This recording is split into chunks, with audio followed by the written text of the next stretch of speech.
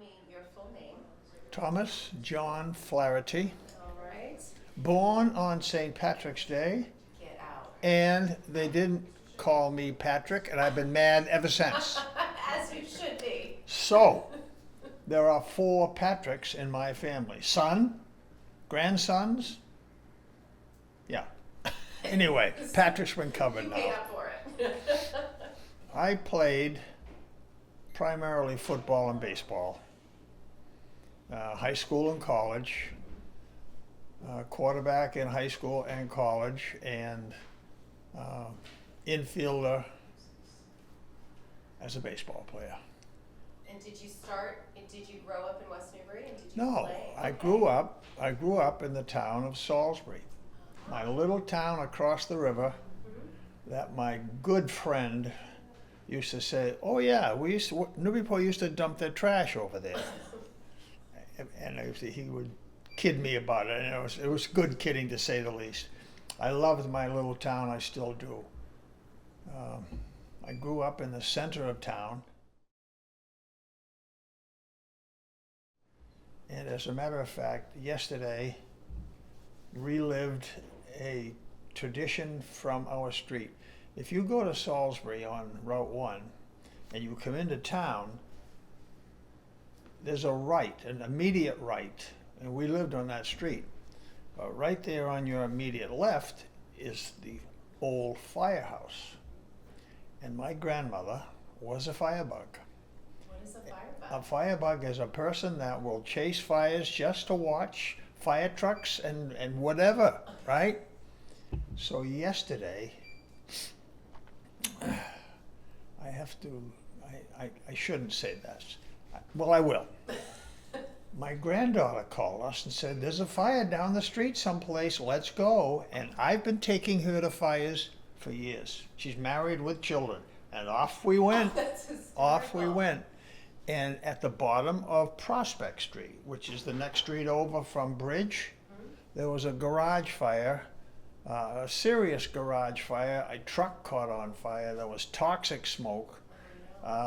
And it was only about 15 feet from the house. Anyway, so my grandmother's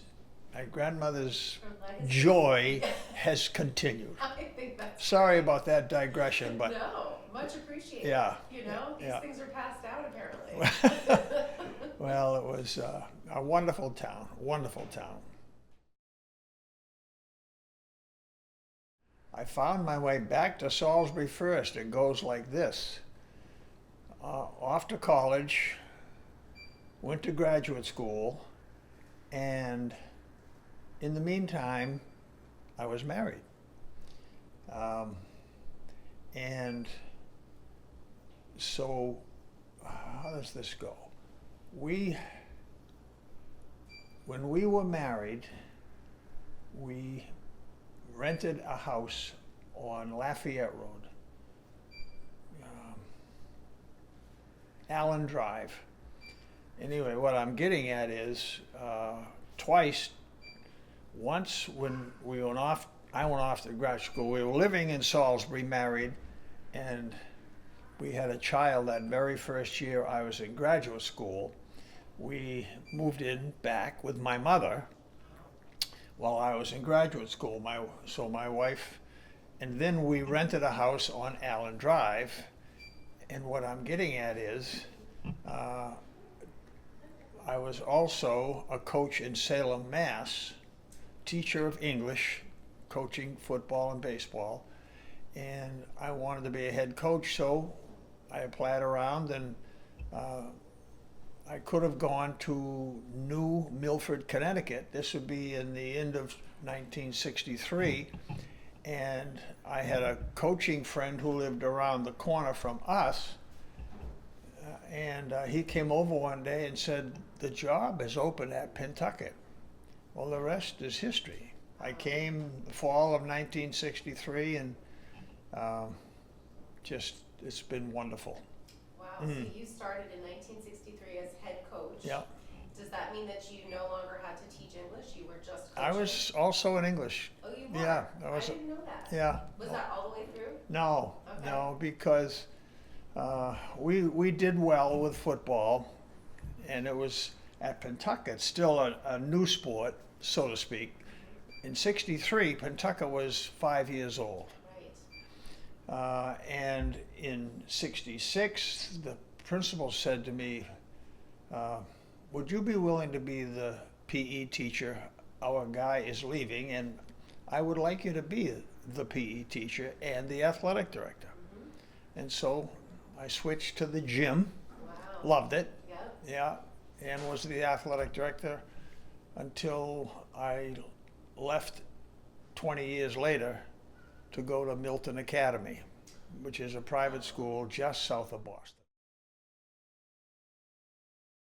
2 years at Salem, 19 at Pentucket, Wow. and then this opportunity arose in private school. Mm-hmm. We had 6 children at the time, 3 were in college. Mm-hmm. And so early on in my 70s, Proposition 2.5 occurred someplace in the late 70s, which was damaging to athletics. When schools had to reduce their budget, often they reduced sports. I was a little upset, so I started asking around, interviewing, and I had one headmaster say to me, we'd love to hire you. You have too many children. We can't house you. That's kind of a side note. So when we did go to private school, 3 of our children were off in college. And there's another footnote to this. We kept our West Newbury house. Oh, wow. So we ran a dorm, my wife and I, 50 boys. We just loved every minute of it. Does that mean you actually lived in the dorm? We lived in the house attached to the dorm. Oh, wow. What a ride. Yeah, yeah. And my wife was very involved. She, kidding me, has said, if you hadn't retired, I'd still be at Milton. Yeah, have a frown on her face, if you know what I mean. Anyway, so that's my transition from Pentucket out of Pentucket. 26 years later, that's right, because we worked at Pentucket for 26 years. I came back and started volunteering. And I've been a volunteer coach at Pentucket since '08. Wow. Yeah, To this day. to this day. Yeah. Mhm. Wow. Yeah, it's been very, very enjoyable. I live in town. It's easy to go to the school. The school is, of course, magnificent now. Yeah. Oh, Lord, Yeah. it's so wonderful. What a special gift to be able to have started at Pentucket when that school was new. Yes. And then to leave and come back to another brand new school. That is exactly right, as a matter of fact. When I came to Pentucket in '63, the lure of a new regional school, the populations in our towns boomed. Yeah. When I came 5 years after it opened, it was on double sessions. We had too many kids. Is that right? Yeah, so I worked in the morning, and junior high worked in the afternoon, and then junior high was grades 7, 8, and 9, so it was 3 and 3. Mm-hmm. And they had to start planning on building another school.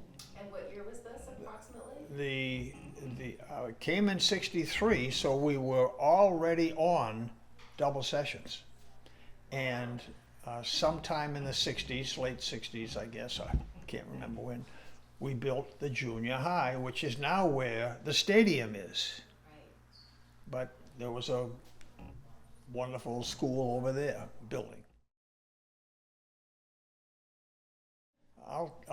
I'll say the same thing that I was asked so many times when I went to private school from public school.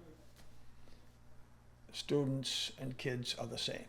Are they? Will always be the same. That's reassuring. Yes.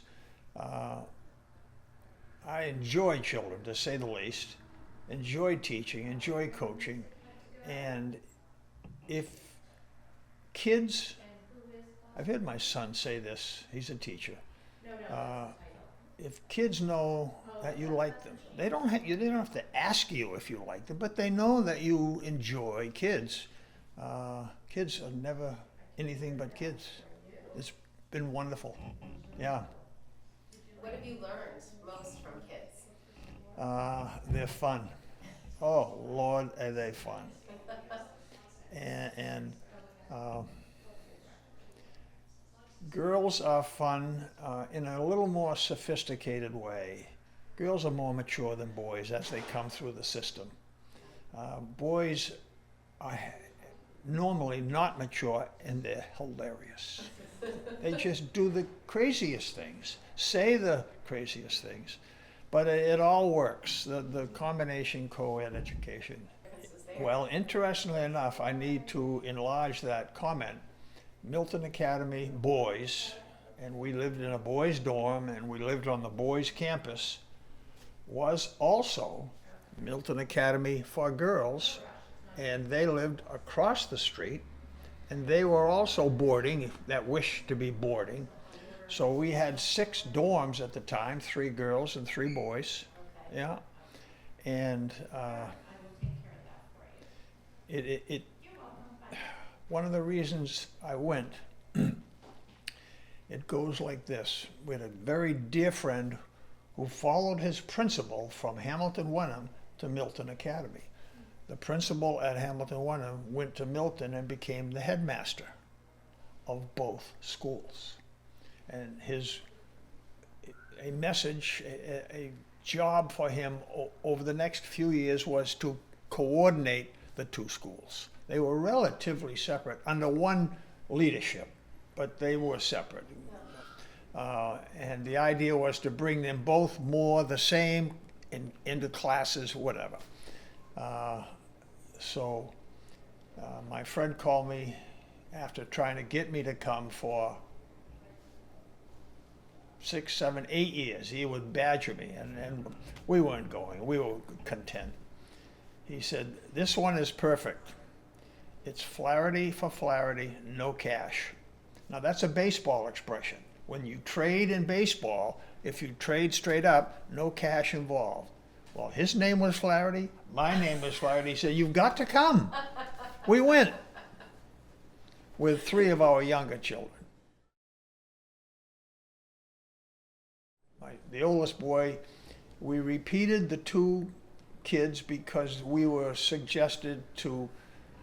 They were good students here, but the level of private education, particularly Milton, is very high. And so we repeated them, and they just flourished. Yeah. What a great opportunity. Very, very much so. Absolutely. The oldest boy, my oldest boy, he is still a Pentucket guy. He was only there for 3 years because he repeated. So the impact of Milton was minimal for him. He loved it. He just did very well. He went to Wesleyan University, which is a tough school to get into. But he's always been a local guy. The next one, the girl, went to Williams, and that extra year pushed her into another level of life. And then the youngest one, who came as a 3rd grader, he took everything that Milton offered him and just went forward. Wow. Yeah, and he's well, what do you call him? First of all, he's a journalist. Yeah. But he is so aggressively comfortable doing whatever he has to do. He taught and coached at New Hampton Academy, the youngest, for 3 years, but all his friends were going to California. So he said, "I'm going." No job. Off he went to California, single. Lived in a closet with a friend. Loved every minute in San Francisco. And from there, I was a journalist for several newspapers, several local newspapers around San Francisco. Wanted to come back. Came back with his wife, who was from New Jersey. Got married. The reception was at Milton. The wedding was at a Milton church. And while there, he was headed to a job offer at Staten Island. He was going to be a journalist for the Staten Island Daily, all-weekly newspaper, and bumped into a friend who said, "You got to come and take a look at this job with Reuters," which is central in New York City. And he worked for Reuters for 15 years, full-time, and just advanced right through the chain of command. Went to Hong Kong. So we went to Hong Kong 6 times. Oh, how cool. Oh, marvelous. Yeah. And saw a lot of Hong Kong and China. Oh, that's amazing. Yeah, so I don't know why I diverged to that story, but I Well, did. you were talking about, the difference between the older 3 and the Oh, younger 3. there it They is kind of right had there. different- Yeah. They had different lives. They did. They had different Right. lives. Yeah, very much. Mhm. Yeah. We wanted to connect and stay in West Newbury, and this boarding school, which we loved and worked at and lived the dorm and all of that, we knew that we could come back vacations, summers, and it worked wonderfully, Yeah. just wonderfully. So I heard a funny story about you when I was doing a different interview Mm. with Chief Rock. Oh, oh, And he talked about the Christmas tree out there in the training oh. fields and how I'm denying any piece of it. What Christmas tree? well, apparently there was a light bulb that always went missing. It's a hilarious story that continues to this day. Does it? Look carefully next year. Somebody in my family will go over and put a red bulb in the white Christmas tree on the training field because one of our best friends lived on the training field. This goes back now decades, and he was one of the funniest men and one of the funniest friends we've ever had. And he was irate that the Grand Dame of West Newbury, who lived across the street in that beautiful white colonial across the street, she ran the training field. White lights in your windows, nothing but white lights in your windows. No trash cans out in front of the house, blah, blah, blah. And he would start, and it was hilarious, right? And he was at our house one Christmas, we were having a Christmas party, and you know the rest. He said, "We got to do this." Off we went, like 20 of us, marching over to the training field. And it's actually fascinating that we still do it, and it's tradition. Yeah. It is. It just, and she never. I don't think she knew who did it at first, but it didn't take her long to figure it out. It was the fellow at the training field who was a devil himself, and it's still happening. And who was the person at the training field? His name was Paul LeMaitre. Paul LeMaitre. Yeah, Okay. yeah. He was a teacher at Pentucket, Mhm. an absolute hilarious friend. Yeah. Now, I don't know why. They must have had a red bulb at some time. But nobody had a red bulb this year, so they painted a white bulb with fingernail polish. Hey, whatever works. But it was red. Well, a lot of things stand out. If you're a coach, especially football, I mean, I can tell you A to Z about 19 seasons and the kids that all played for us. Yeah. All in your memory. Oh yeah. Yeah, it's all there. I drive my poor wife crazy because she said, "You forget when you go to the store to do something and you can remember something 20 years ago."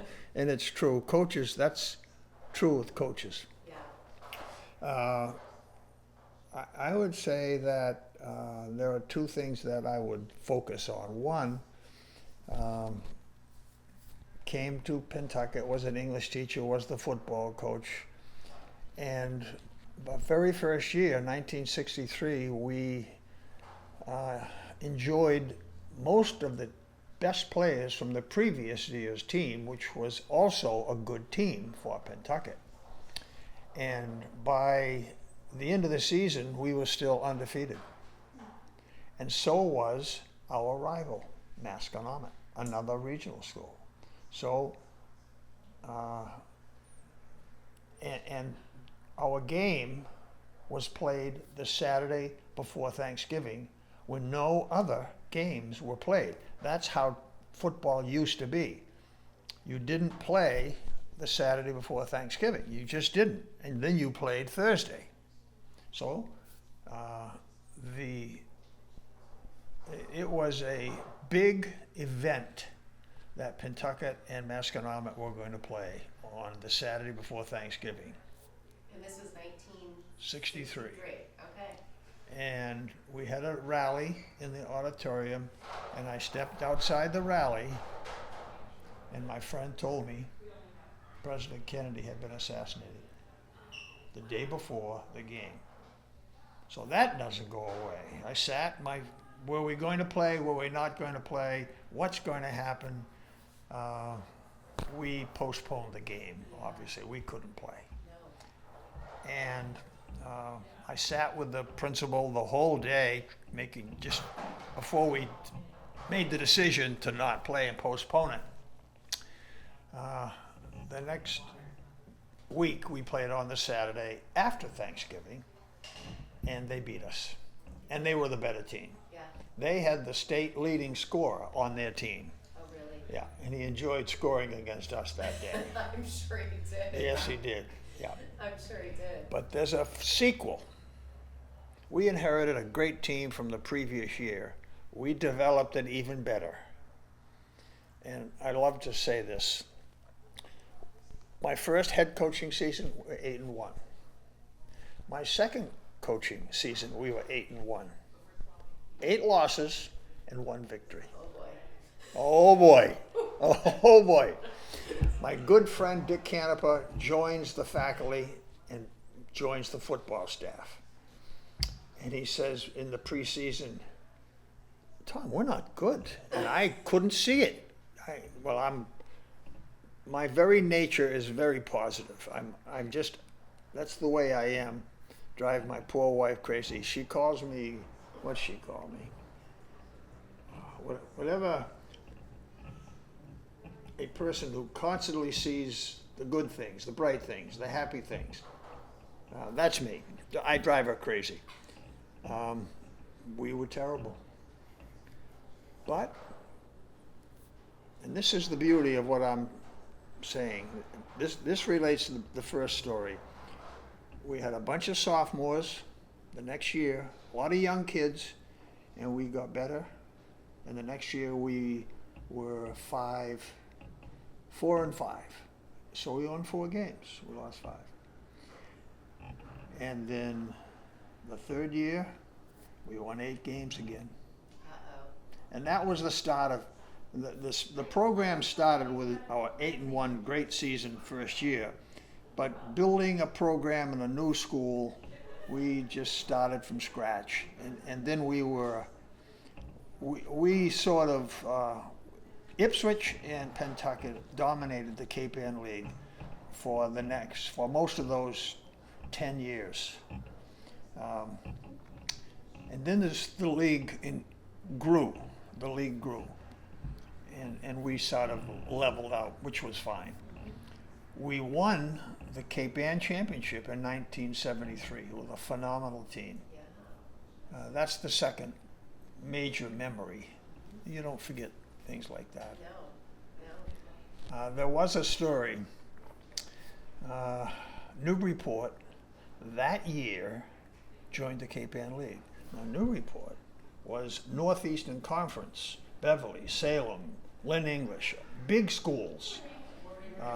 Triton Triton was built, no more Newbury kids going to Newburyport High. They shrunk down, but they were still good. They were still good. And we had lost to Linfield the previous week. This is late in the season. And the week before Thanksgiving, we played Newburyport, and they were undefeated. And we won. And what year was this? 1972 or 73. Yeah. 72. So before the big championship. Yeah, that's right. That's right. As a matter of fact, yeah. And that was phenomenal. The victory over Newburyport when they were coming to Cowtown. Is that what they call it? Oh yeah. And we did have a lot of cows. So they looked down on you a little Oh, bit. totally. Oh, wow. Totally, yeah. And we beat them, and it was spectacular. Anyway. So what do you think it was about that other coach who opened your eyes to the fact that your 1963 team was terrible? He just knew. Yeah. He just knew. And And I couldn't see it, and to this day still can't see it, but he could see it. But my approach is always positive, and we lived through it and got better. Even though we kept losing, we got better. And then the next year we were better, and then the following year it was very good again. You, first of all, and I have very strong feelings about this, you say something as simple as possible, as short as possible, and say, we'll get better next week. yeah. And I call it the post-mortem. Some coaches can't leave a loss alone, and when the game is over, they sit down with the team and they go on and on about this and about that, and we were good. And I have a strong belief in the game's over, we lost, let's start playing next week. Sure. Yeah. Turn it around. Yep. Yeah. Yep. Yep. And I don't particularly remember what the cause of the incident was in one of my first 3 years, but I had to dismiss a boy from the team, which is always difficult. But it was legitimate in my mind, and the team saw it as legitimate. And but it went away, and we moved on.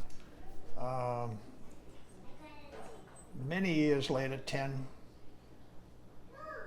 wow, maybe 14 years later, I had to do it again, twice more, very close. I have to diverse here. Pot, marijuana, Yeah. came into our schools in the late 60s, was common in the 70s. Really? On campus? Well, they would bring it, Yeah. smoke it, whatever. It was difficult, and it was a battle for coaches and schools. Yeah. Schools to this day, right now, are battling vaping. Right. Yeah. Right. Okay, so that's what schools and kids do. One of the incidents, after the game, one of our best players, in a weak moment, as we're walking off the field, struck an opponent player on the back of the head, on the back of his neck, and so we had to dismiss that boy. And that carried on, and the parents, especially the mother, was very upset by it. And but we were right and they were wrong. Yeah. And then a couple of years later, we had a terrible game with a boy who misbehaved during the game, and that one, people understood that one too. So those are the moments that coaches don't Yeah. want to do. But very few of them in a very long career. Yeah, yeah, Which says a lot about the kids, yeah, right? yeah, yeah, yeah.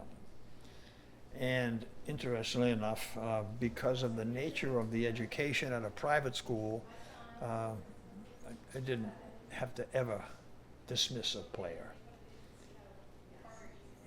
Private school athletes are there because it's an academic experience.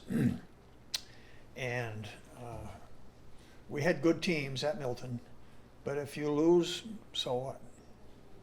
So what? We'll play again next week, and there'll be no post-mortem, Yeah. and that was good. Oh yeah, Yeah, a lot of them. oh yeah, Yeah, I would imagine. very much. I Yeah. would imagine. Fascinatingly so, sadly so.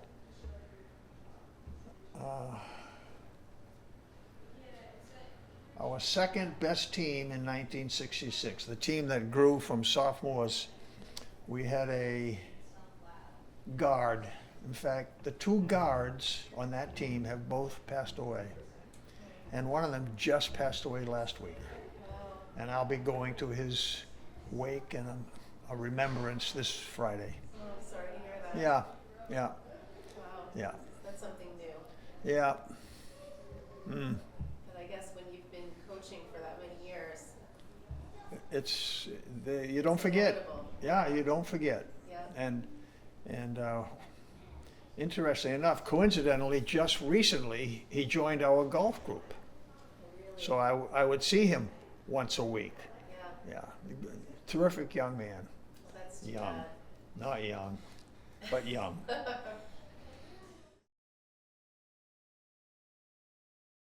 The first thing that comes to mind, however, is the fun our children had growing up in West Newbury, doing fun things.